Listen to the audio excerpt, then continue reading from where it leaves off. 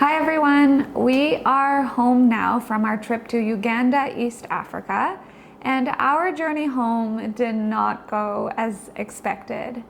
We were supposed to spend a couple of days in Paris on our layover, but that got interrupted. But before we get into that and some of our travel mishaps, we also wanted to reflect on our time in Uganda building a clean water system with One Drop Global, because that was also something very special. So, Yeah, we're very thankful for our time to be able to go to Uganda, to be in East Africa. And what was happening was amazing that we were producing, Anita and our team were producing real-time videos and pictures. And we were receiving comments and wonderful messages from people, which was very encouraging. And then also we set up a Zephy fundraising page with our goal to raise $10,000. And we're just so happy the people that contributed as well and sent messages. So thank you. Thank you for being a part of this journey with us as we were there in Uganda. yeah, if you haven't watched any of our videos from Uganda, you can find there's a whole playlist called Mission Water where we created a multi-part series. We tried something different, so I got to work. One thing that's different from this trip is I got to work with a Ugandan videographer and editor, and they did an amazing job helping me shoot as well as edit these in real time. So they shot all day, and then they also edited, and then I also edited. So it's a mix. Some are edited by me, some are edited by them. But there's 4 episodes in the official Mission Water series, but there's 6 that we produced in total. So depending on what style, you can just take a look at them. And then I'm really proud of the Mission Water episodes because if you've seen any of them, you know that they're much more cinematic. We wanted to make them just have a completely different feel, a little bit more movie-like, and I'm really proud of what we were able to create. Pretty much, working around the clock to try to make sure that all the video files are transferred over, and then, we got to editing and building different parts of it at the same time. And that's something that we hope will live on forever, so that if you see us doing water projects in the future, or you're curious about that kind of work, you'll get to learn more about it. Because I think those projects are something special. There's a human aspect to them. Obviously, we're helping lives. There's also an engineering part that I get a ton of insight to, thanks to being with Tim, that I also find really fascinating. And I think some of you will enjoy seeing that as well.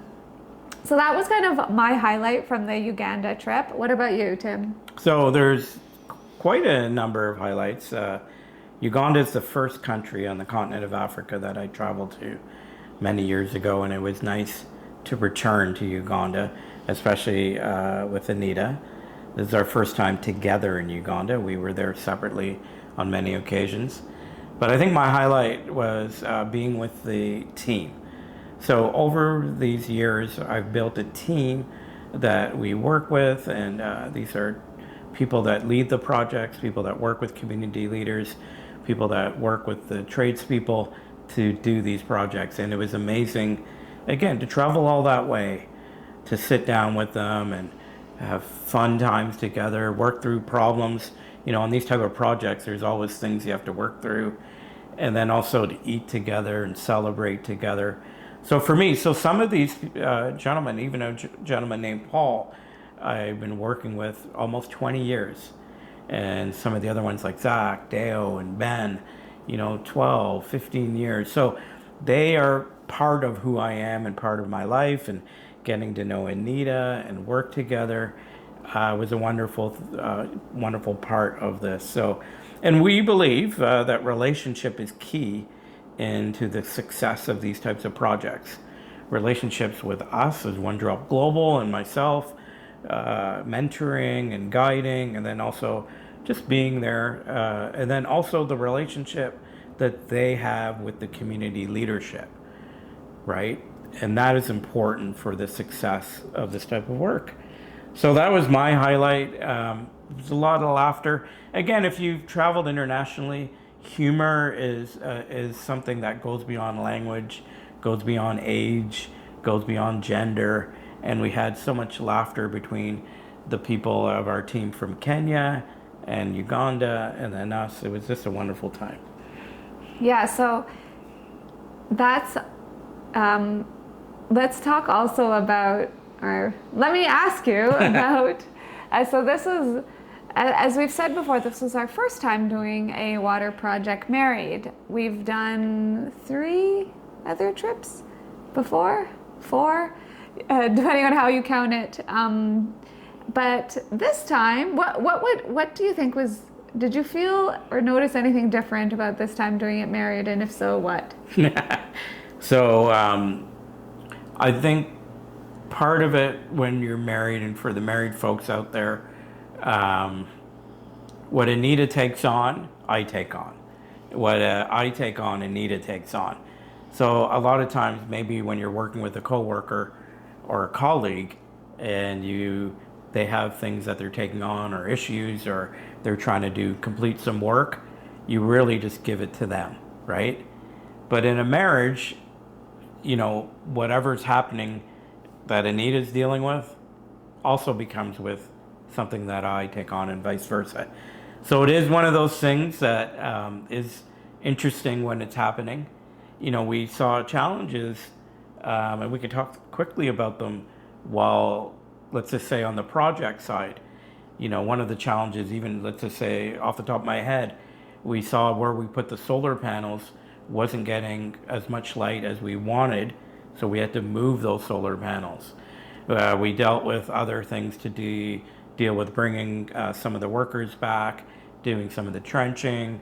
Also, we were working with figuring out where the tanks are. You've seen those videos where those tanks are, that piece of land that's on. So there's a lot of conversations that go on in these projects behind the scenes. And then with you, Anita, there was all sorts of things happening, with photography, with real-time editing. Also, there was issues with electricity. So what happens with me on a project, my day is running usually 7 a.m., 6 a.m. to about 5 a.m., right? Our workers and our team is on the ground, and then we kind of wrap things up and, shower and get ready for dinner and have a wonderful night. Whereas Anita and her team, they're just...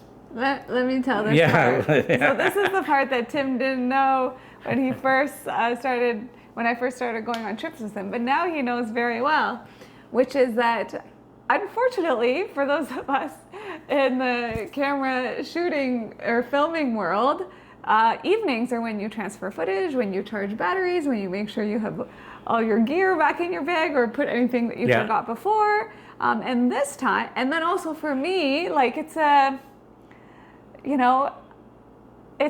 don't want to call it a love-hate relationship, but it's a challenge because also as a communicator, I also am always, especially on these trips, I'm consciously aware of what people are receiving from us on social media. So evenings are also when I try to pause to post. And so in the early days, Tim would he'd clean up and then go to dinner. I'm like, no, I need to do all this stuff. And then I would do some of it before dinner, some of it after dinner. And heads up, dinner is 2 hours. So then you end up working till 11 p.m. at night, and then try to put everything back in your bag and go. So this time, obviously I have more experience now, so I'm not. This isn't my first rodeo, but which is partly why we got some more additional creative professionals working with us in Uganda this time. But I still felt the same pressure to try to post and try to do everything. And I'm not the most calm when I'm that stressed out. But thankfully, Tim is so gracious and patient and willing to help. But there are certain things that I have to be the one to do. Most of the posts, anything that comes out, most of that ends up coming from me. And so I still feel like I didn't live up to what I wanted. On some levels, I didn't live up to what I wanted. I didn't post nearly as much as I had on our previous trips. I only made 2 reels, maybe more coming out. we also produced like 6 YouTube videos on the crown, so that's a massive accomplishment that we were able to do, and really glad for that. But yeah, evenings on these trips is like still so much work, and this time I was also reviewing edits from our Ugandan editors, Steve and Max, and I would like rope Tim in to be like, oh, come watch this with me while people are having dinner. We tried to do it before or after, but often we would end up working through dinner, parts of dinner. So and then also the challenge. music. So you might not realize when you watch these videos, and I encourage you to go on YouTube and to look up this playlist, and you'll see the music. And the music is very moving, and there's some wonderful music that is put on these videos. But all of that needs to be chosen. It all needs to make sure it's not copyrighted, and there's so many things that go into producing something like this.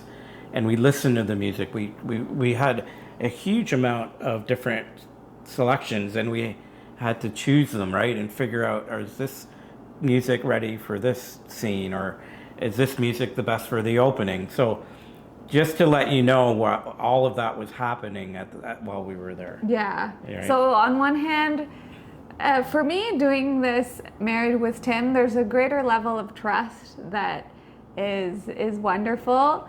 You know, sometimes I'm sorry your workload increases so much, but it's also because I have this habit of taking on big creative projects and trying to up my game with every project I do.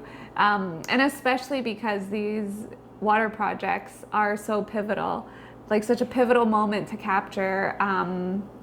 And they usually only happen a few times a year when Tim's working on them. Like, it's not like there's one every day, because one of these takes, could be 1 to 2 years from start to finish. Yeah. Well, I would probably say more than 3 years from the very first conversation to the day you're like, no, you don't need to check in with them as much. Although And even right now, the project's continuing. We're having conversations with the leadership, with the water committee. There's all sorts of different things as we go on this journey with that community, right? So, but it's true.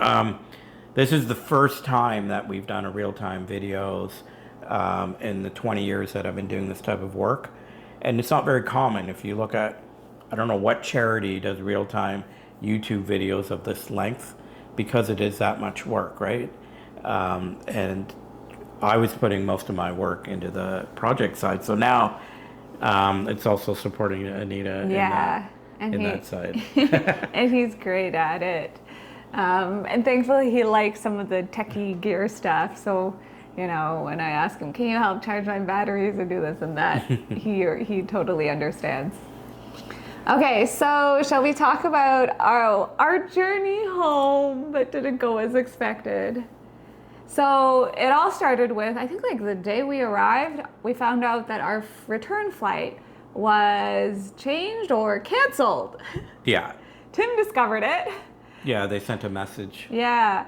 And then thankfully Tim is good with this travel logistics stuff, and he found our airline on WhatsApp and was contacting them and trying to figure out, because they changed it to something else. The next version of our flight that they gave us didn't work. The timing itself, the connection, we wouldn't have made the connection. So then we had to contact them again, and pretty much for at least half of our trip, you were probably on WhatsApp trying to get a hold of them and fix it.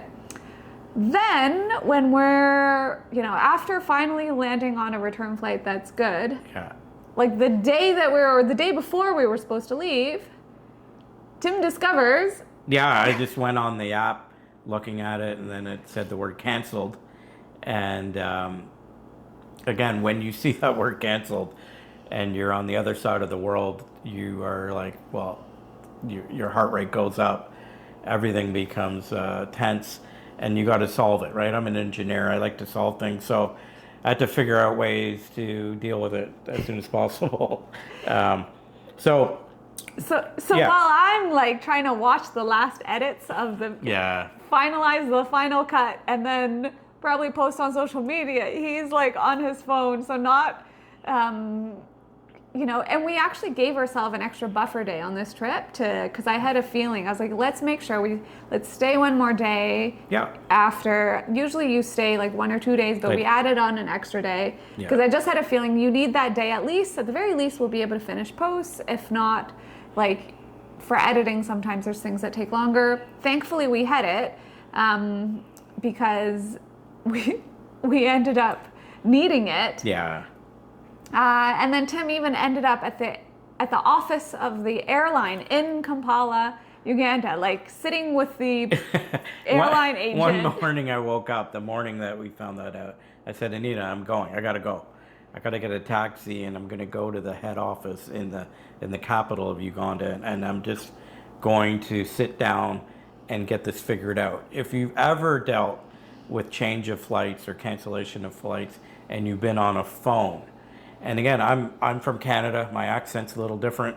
The individuals I'm talking to are from Uganda, and every single word, every single letter is important in the moment of time.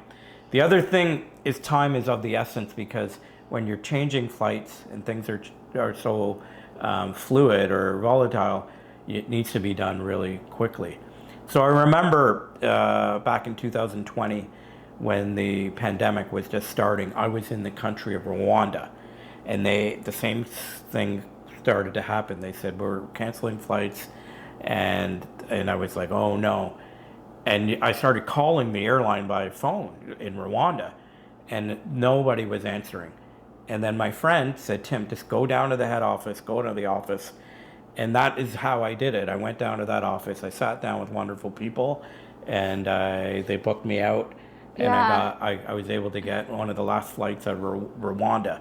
So it was kind of that tense moments again in Uganda, just to be able to figure out the flights and that.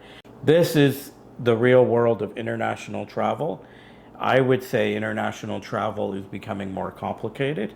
International travel is becoming changes. Even our flight leaving Toronto, where we left, they changed the plane that day, and they messaged us saying about a plane change.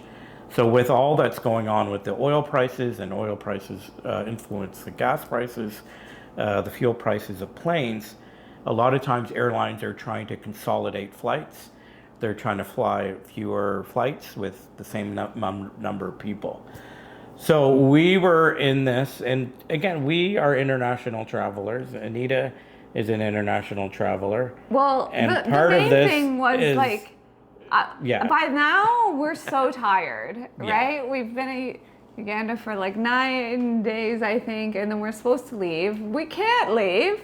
And then, and we spent our extra day working. Basically, I was finalizing edits, making what I think I edited episode 4, and then the guys are finishing up episode 3, and Tim was at the airline office, and thankfully we got a good flight out, and it was changed to a different airline. Yeah. And we had, the main thing that we had planned for was to get out of Africa and back into North America, you have to lay over somewhere. So we had a layover in Paris, and we just extended it so that we could have a couple of days just to decompress and enjoy Paris together for the first time. Yeah.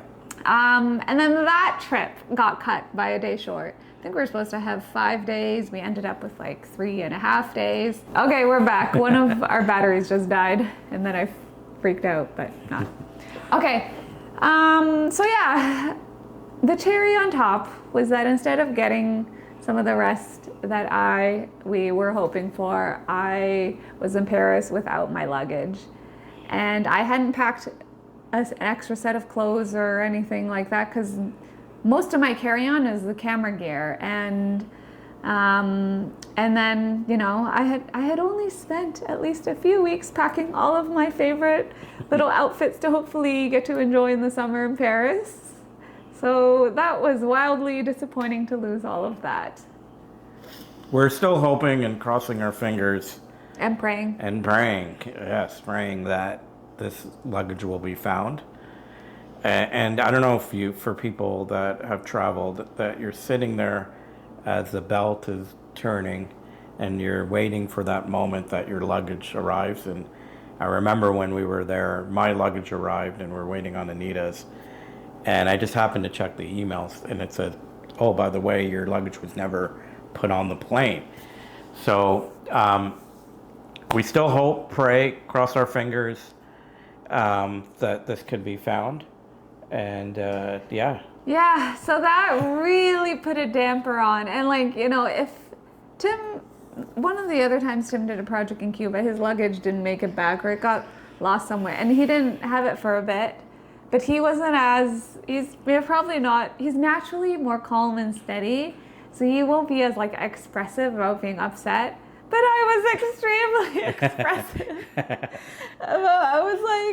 I was pretty upset. And again, for you who are watching and asking this question, what does it mean to be married? It's whatever Anita is feeling and taking on, I take on, and whatever I take on, Anita takes on, and that's just part of being married, right?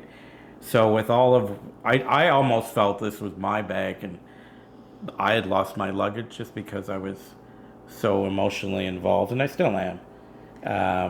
Yeah. But we hope. We tried to make, you know, I think I spent like one more day in my same clothes, hoping that my luggage would arrive. But then after a day, I was like, okay, I need at least another outfit. So we went to an H&M, and I just got a pair of jeans and a white T-shirt, and just ended up wearing that for like the same thing for the next 3 days. I was trying to lend Anita some of my clothes. I did wear a little bit of his. And then, you know, and Tim was very just like, buy what you need. But the thing is, I wanted the stuff that I had brought, right? Yeah. And I didn't like the feeling of like just rebuying everything new just because. So I didn't actually buy all that much to replace. I just bought like the bare minimum, absolute bare minimum of what I needed to survive and not feel disgusting in Paris. And then, you know, we tried to make the most of the trip. It also wasn't as hot as I had hoped it would be. It was like 20 degrees, but this is the thing that was like so annoying to me. 1 week before we went, it was 30 degrees. And like a week after we left, it is now 30 degrees in Paris. So we just happened in this little 2-week window in June where it was like 20 degrees, which is not really shorts weather. It's like you still need long sleeves and a light jacket when it's rainy and cloudy. So that was also disappointing. You know, the main thing I wanted to do in Paris was just like sit under the Eiffel Tower and eat cheese and have picnics. And have a baguette. Yeah, we got a tiny bit of that. And, you know, not a ton, but it was still obviously nice to be there because Paris has a very unique feel, and just to have a little bit of time there. But I didn't feel as like joyful or as pretty as I had hoped. But, you know, we have a couple of clips that you can watch right now from our time in Paris. Wait, there it is.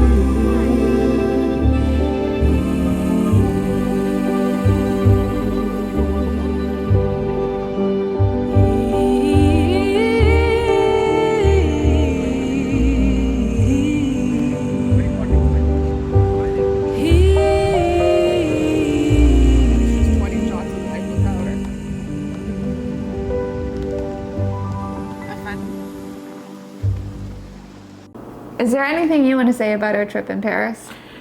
I am thankful. So I am thankful that I can do what we do, right? To be able to go with Anita to East Africa, to do what we did, to meet the team, and then, to come back through Paris and to lose things always complicates it, makes things uneasy, unpredictable. And one thing about travel, one thing about doing this type of work, and I think this is why we wanted to explain kind of what you see in the videos, what you see in the pictures, and the stories that we tell. There's a lot of work that goes behind the scenes, right? There's a lot of things that happen, and we wanted to share this because you who might say, I want to do international travel, or I want to do what Tim and Anita is maybe doing, that you'll also understand what comes with it, right? What comes with that experience of leaving your home, your safe haven, going to a country. I don't have any relatives. I know some people on YouTube have said, Tim, you're from there? And I'm like, no, we just have a love for the people there, and to go and to do some wonderful things. Yeah. Yeah. For me, I just felt like I had put so much into that trip in Uganda, making those videos, and then to lose my luggage just felt like getting my heart ripped out. And it still obviously feels like that. So I'm happy to be home. I'm happy we still got to spend a little bit of time in Paris. I'm thankful for everyone who gave and left us such encouraging comments. They really kept us going while we were in Uganda. And it means a lot to us that you chose to support this project and make this a part of your life and watch our videos. And we're glad that we got to do this with you. For me personally, losing all of that stuff on my way home, and even it sucks. And so I still haven't started to shop for new things. I'm still hoping it comes home and I won't have to get a whole bunch of new stuff again, because obviously there are some things in there that are sentimental. And even though they're just things they're still pieces of my life. So yeah. So we just wanted to share. And it is emotional, right? You take things that you cherish with you. You take things that you love with you. I know some things that Anita had with her were given to her by her mom. Some things that you'll never be able to replace. Doesn't matter the cost, right? So obviously we wanted to share this part of the journey. That we're back home, safe and sound in our home. But we just wanted to share how it went. And we appreciate you. Appreciate everybody that's turns on, views, and watches, and leaves some comments for us. Yeah. And just thank you guys for watching our Uganda videos. If you haven't seen them, please do check them out and let us know what you think. And there's still time to give. We are fundraising $10,000 to create more systems like this and give clean water to thousands more people. And all of that will go straight to building more clean water projects. So you can find the link for that in the description box too. Otherwise, that is our journey home. We did make it home perfectly safe and sound, but not all of the luggage did. Thanks for watching. And we, again, appreciate you supporting us, being part of watching our YouTube channel. Check out some other videos. And again, till next time. See you soon. See you soon.